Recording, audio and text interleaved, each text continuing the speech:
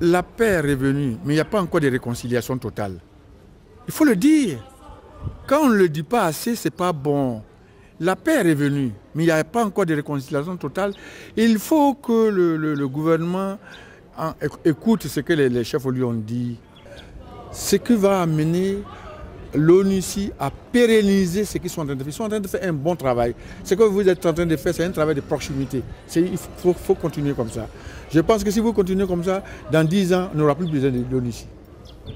La réconciliation, c'est un mot important. La réconciliation de cœur, la réconciliation vraie. Aujourd'hui, nous avons la paix. Nous échangeons. Mais il faut qu'on aille encore en profondeur pour que tout se passe correctement. C'est nous les chefs qui devons dire la vérité. Nous les chefs, c'est nous qui devons dire la vérité. Parce que si nous ne le disons pas, ce n'est pas bon pour nos enfants. On a parlé de la paix. On a dit aux chefs d'être francs. On a dit aux chefs de ne pas vendre les forêts. Parce que quand on vend la forêt, ça envoie des palabres. Il ne faut pas vendre la terre. On n'a rien d'autre que la terre.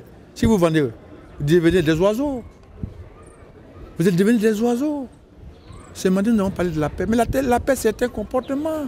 Ce n'est pas un vain mot. Mais c'est nous les chefs qui devons donner l'exemple de la paix. Par notre comportement, par notre franchise. Un chef, il est respecté quand il est franc. Quand vous mentez, demain matin, on ne vous respecte plus. C'est fini. Notre atelier a proposé qu'il y ait une plateforme d'échange entre les élus et cadres pour œuvrer véritablement au renforcement de la cohésion et de la paix entre nous. Parce que c'est vrai, actuellement, il y a une certaine accalmie. On peut dire que la situation est apaisée, mais qui sait ce qui peut arriver demain? Nous avons ici à Oumé un gros problème de sécurité. Ce problème-là, il est récurrent et généralement, c'est à cette période-là, la période de fin d'année, période de traite de cacao, comme on dit. On a un phénomène de coupeur de route ici qui s'amplifie et qui sème vraiment le désarroi au niveau de la population. La crise, nous avions souffert, mais maintenant, je pense que nous pouvons faire des projets d'avenir. Par exemple, dans le domaine des ONG, nous encadrons les femmes. Avant les élections, nous avons rencontré les femmes différentes couches sociaux, professionnelles, culturelles, dans les différents villages, dans les églises. Et nous les avons formés sur le droit de vote, sur l'importance d'avoir une élection apaisée afin que nous puissions mener nos activités dans la paix. Parce que nous devons dans tous les cas vivre dans la paix, pratiquer la cohésion sociale de sorte que nous puissions nous développer réellement et à éviter de tendre la main pour que nous ne soyons pas sujets toujours à être des bétails électoraux. En tant que jeune, le projet d'avenir que je peux souhaiter est qu'il faut que les jeunes soient autonomes aujourd'hui.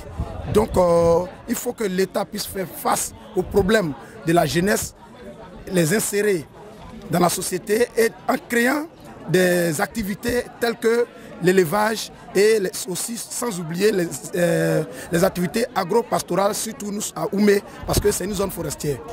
L'ONUCI a toujours sa place en Côte d'Ivoire, selon moi.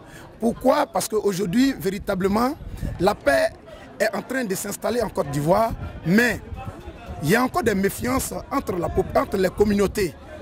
Je parle bien sûr que de Oumé. Il y a encore des méfiances entre les campements et les villages, entre les villageois eux-mêmes et entre les communautés.